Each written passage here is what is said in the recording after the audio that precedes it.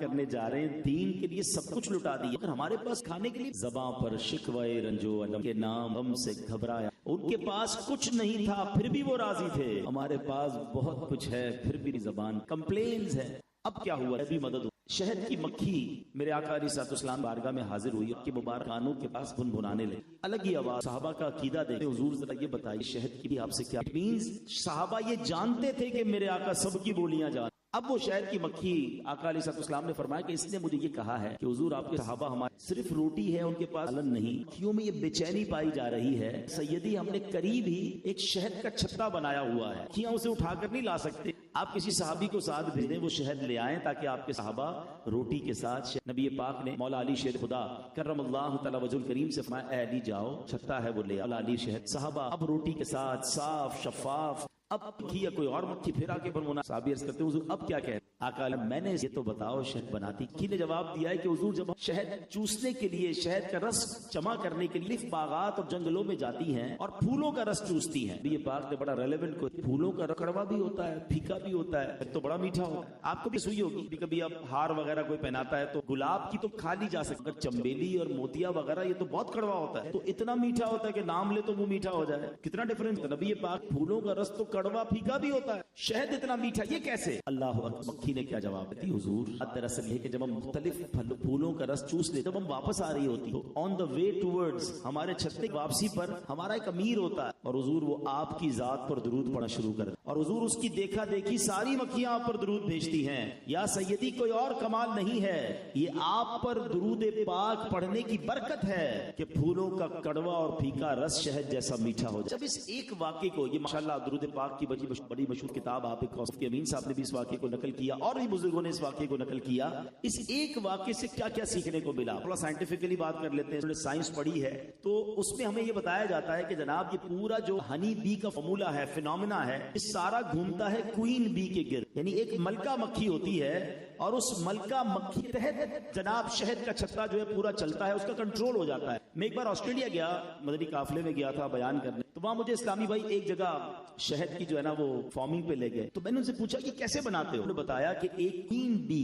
اور جیسے ہی ہم اس کو چھتے میں ڈالتے ہیں نا تو اللہ کی شان دیکھے کہ 2 کلومیٹر ریڈیس پر، 2 کلومیٹر کے فاصلے پر جتنی مکھیاں شہد کی ہوتی ہیں وہ اس کے کنٹرول میں آ جاتی ہیں اور اب اس کا آرڈر مانتی ہیں۔ اور میں نے کہا اچھا جب شہد جمع ہو جاتا ہے اب یہ مکھیاں باہر کیسے نکلتی ہیں؟ کہتا ہے کرنا ہوتا ہے کو باہر نکال لیتے، آہستہ آہستہ تو باقی شہد مکھیاں بھی چلی جاتی ہیں، شہد نکل۔ سائنس نے 1400 سال بعد سمجھا کہ یہ شہد بنتا کیسے ہے۔ میرے آقا علیہ الصلوۃ والسلام نے ہمیں 1400 سال پہلے بتایا کہ ایک ملکہ مکھی ایک لیڈر ہوتا ہے اور سب اس کے تابع ہوتے ہیں اور وہ سب درود پڑھے تو شہد میں مٹھاس آ جاتی ہے۔ سبحان اللہ۔ آج ہر ڈاکٹر، ہر جناب طبیب بتاتا ہے تقریباً تمام بیماریوں کی شفا جو ہے وہ شہد میں موجود ہے، قرآن کہتا ہے شہد میں شفا ہے۔ اب ذرا غور کیجئے، جو چیز بنتی ہی نبی پاک کی درود پاک کی برکت سے ہو تو اس میں شفا کیوں نہ ہوگی، اس میں برکت کیوں نہ ہوگی؟ تو اب ہمیں ایک بات علماء نے بتائی، پھولوں کڑوا اور پھیکا رس شہد جیسا میٹھا درود پاک کی برکت سے ہو سکتا ہے۔ اگر کوئی ایسا بندہ ہے جس کی زندگی میں گناہوں کی پھیکاوٹ ہے، جس کی زندگی میں بدعمالیوں کی کڑواہٹ ہے، جس کی زندگی میں غموں کی کڑواہٹ ہے اور وہ چاہتا ہے کہ زندگی نیکی مٹھاس سے تر بتر ہو جائے، تو وہ اپنی زندگی میں درود پاک کو وہ زیادہ سے زیادہ درود پاک پڑھتا رہے، اللہ اس کی دنیا بھی میٹھی کر دے گا، اس کی آخرت کی مشکلیں بھی آسان کر دے گا۔ تو میرے پیارے اسلامی بھائیو، رمضان از بیسٹ منتھ، بہترین مہینہ ہے کہ اس مہینے میں ہم زیادہ سے زیادہ درود پاک پڑھ کے اپنی ہیبٹ بنا لیں، اپنی عادت بنا لیں۔ بلکہ سچی بات یہ ہے کہ رمضان تو پورا مہینہ اچھی عادتیں بنانے کا مہینہ ہے۔ قسمتی سے حال یہ ہے کہ رمضان میں اچھی عادتیں پڑھ بھی جاتی ہیں مگر پھر رمضان کے بعد ان نیکیوں سے دور ہو جاتے ہیں۔ اس بار ایسا نہیں کرنا ہے۔ آئیے مل کے ساتھ باآواز درود پاک پڑھ لیں۔ صلو علی الحبیب صلی اللہ تعالی علی محمد صلی اللہ علیہ وسلم۔ رمضان ہمارے درمیان ہے، ہمارے دن بھی ہمیں پورے روزے رکھنا، تراویح پڑھنا نصیب فرمائے۔ رمضان کے بعد جو ہم کرتے ہیں درست نہیں۔ ایکچولی رمضان ہے، سمجھو رمضان ہمارا شیطان سے مقابلے کے لیے پریکٹس کروائی جاتی ہے۔ یہ بچے بیٹھے نا نوجوان، ادھر کی زبان، کبھی بڑا مقابلہ ہوتا ہے نا، اس سے پہلے پریکٹس، نیٹ پریکٹس، بڑا مقابلہ ہونا ہے تو اس سے پہلے پریکٹس ہوگی تو مقابلے میں مقابلہ کر سکیں گے، لڑائی کر سکیں گے۔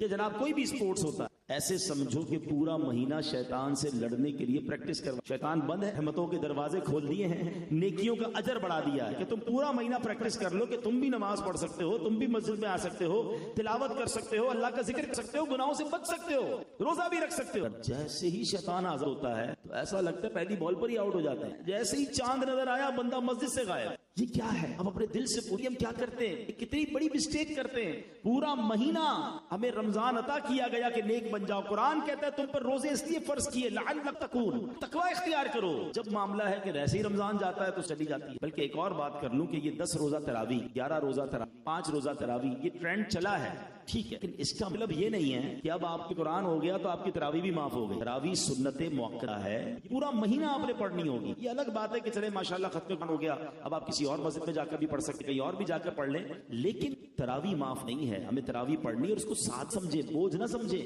اچھا پورے سال میں کب ہوتی ہے تراویح؟ رمضان میں. قرآن کی اسپیشل سوغات ہے, اسپیشل عبادت ہے. تراویح کو بوجھ نہیں کہ سعادت سمجھ. تو انشاءاللہ نیت کریں, رمضان میں بھی خوب عبادت کریں گے اور رمضان کے بعد بھی عبادت. چونکہ یہاں قرآن ہوا ہے, قرآن پاک کے بہت کچھ آنا چاہیے مگر انفارچونیٹلی بہت کچھ دوسری چیزوں کے بارے میں تو آتا ہے مگر قرآن کے بارے میں ہمارے بارے لوگوں کو نہیں معلوم. اللہ نے قرآن پچھلی کیسے واقعات ہیں, ان واقعات میں ایک ایسا ہی بڑا ہی عجیب, ون آف دا, میں کہوں کہ تاریخ دنیا کے اگر عجیب و غریب واقعات جمع کیے جائیں ان میں سے وہ ایک واقعہ ہے, اور یہ واقعہ قرآن. اس واقعے کو پیش کرنے تو یقیناً جو اس وقت درس ملے گا وہ پیش کرنا ہے, اور دوسرا احساس دلانا کہ یہ ہے رب جس میں کیسے کیسے واقعات اور کیسی کیسی حیرت انگیز باتیں اور ہمارے لیے رہنمی پھول ہیں. ہم بعض اوقات دنیا بھر ڈائجسٹ, تو ناول, تو پتہ نہیں ویب سائٹوں ان کی معلومات رکھتے ہیں, قرآن کی معلومات نہیں. آج بات کرتے ہیں یونس علیہ سورہ یونس میں بڑا تفصیل موجود ہے اور ایسی عجیب و غریب داستان ہے حضرت یونس علیہ کہ جب بھی پڑھیں تو ایمان تازہ ہو جائے. معاملہ کیا ہوا؟ حضرت یونس علیہ السلام شہر باشندوں کی ہدایت کے لیے بھیجا. اب یہ موصل کے علاقے کا ایک بڑا کہ لوگ ان لوگوں کو بڑا سمجھایا, اللہ وحدہ لا شریک بلایا, یہ نہیں مانا. اب حضرت یونس علیہ السلام نے عذاب کی, ایمان نہ لائے, بہت عرصے سے تمہیں سمجھا رہا ہوں, اب تم پر رب کا عذاب آ جائے. قوم نے آپس مشورہ کیا اور انہوں نے مان لیا تھا, یہ جھوٹ نہیں بولتے, ایمان نہیں لا رہے کہ خدا پر, اگر یہ پھر بھی مان رہے ہیں کہ یہ سچے ہیں. سب بریک لیتا ہوں واقعہ. نبی پاک کی ذرا سیرت پر نظر دوڑائیں. 40 سال اعلان نبوت ابھی نہیں کیا. مکے والوں کے ساتھ جو بت پرست تھے, جو مشرکین تھے, بردار تھے, ان کے سامنے میرے آقا نے جب لائف گزاری اور پھر 40 سال کے بعد فرمایا کوہ صفا پر کہ بتاؤ میں کون ہوں, مکے والوں نے کیا جواب دیا تھا؟ آپ صادق امین ہیں, آپ سچے ہیں, آپ امانت دار ہیں. اللہ اکبر. وہ لوگ جو رب کو نہیں مانتے تھے, کریم علیہ السلام نے ایسا کردار پیش کیا, وہ بھی یک زبان ہو کر کہنے پہ مجبور ہو گئے کہ آپ سچ. اور آپ حضرت یونس علیہ السلام کی سیرت پڑھیں کہ آپ نے حالانکہ ان کو ان کی بات نہ ماننے کی وجہ سے,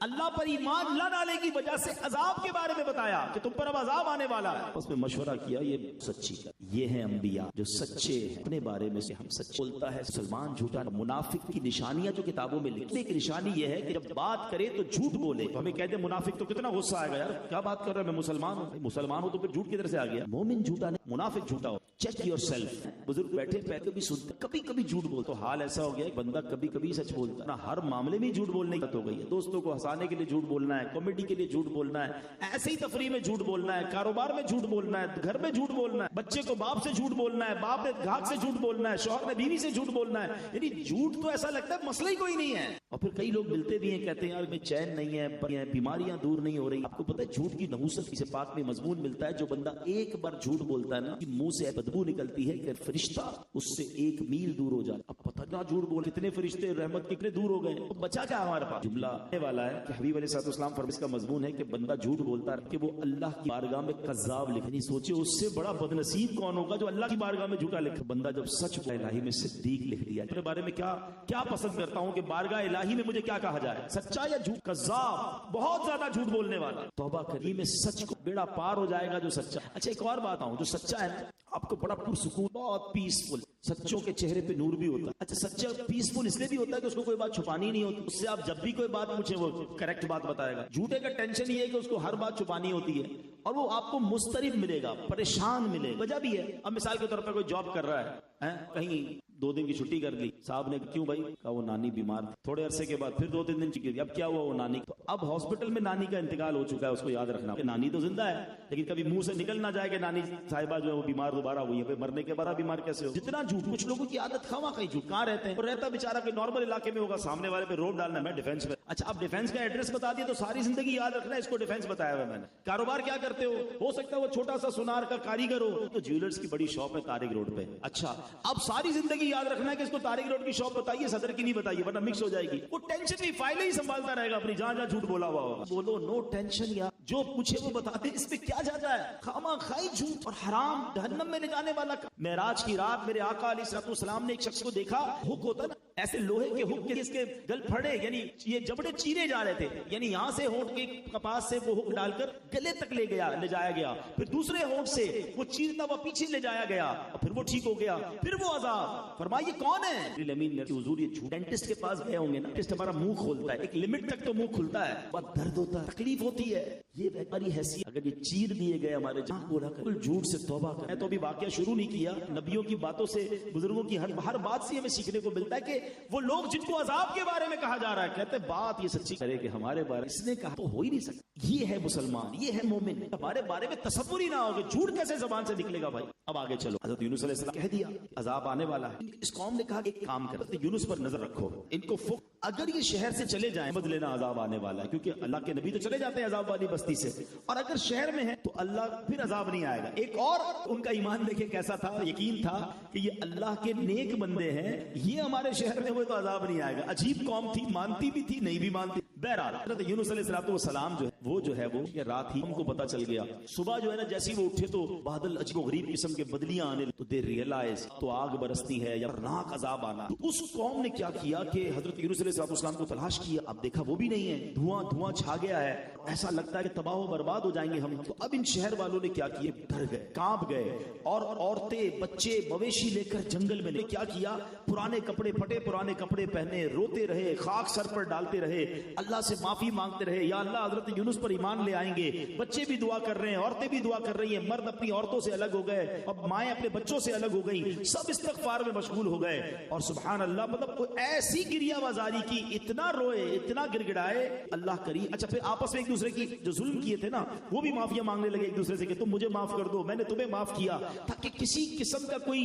अल्लाह की रहमत को पुकार लिया जाए और ये अजाब दूर हो जाए। और अब क्या हुआ, अल्लाह करीम की रहमत और बाजी है, रहम आया, अजाब उठा लिया, बादल वगैरह। अच्छा, अब वो अमनो चैन से रहने लगे, तौबा कर ली थी, वो तो समझे कि हजरत यूनुस अलैहिस्सलाम का वास्ता दिया है, ईमान के लिए अल्लाह की बात में अर्ज की है, गुनाहों से तौबा की है, अजाब चला गया, वो पीसफुल रहने लगे। हजरत यूनुस अलैहिस्सलाम बाहर चले गए थे।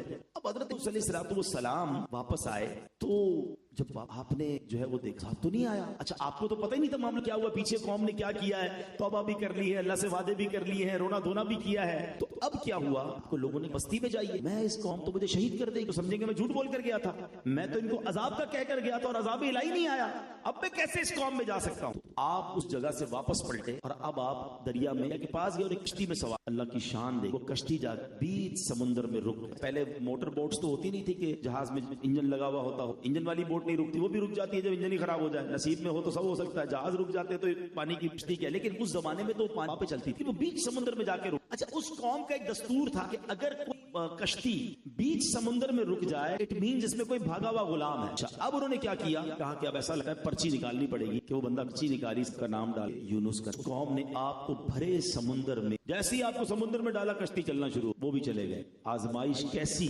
भरे समुद्र में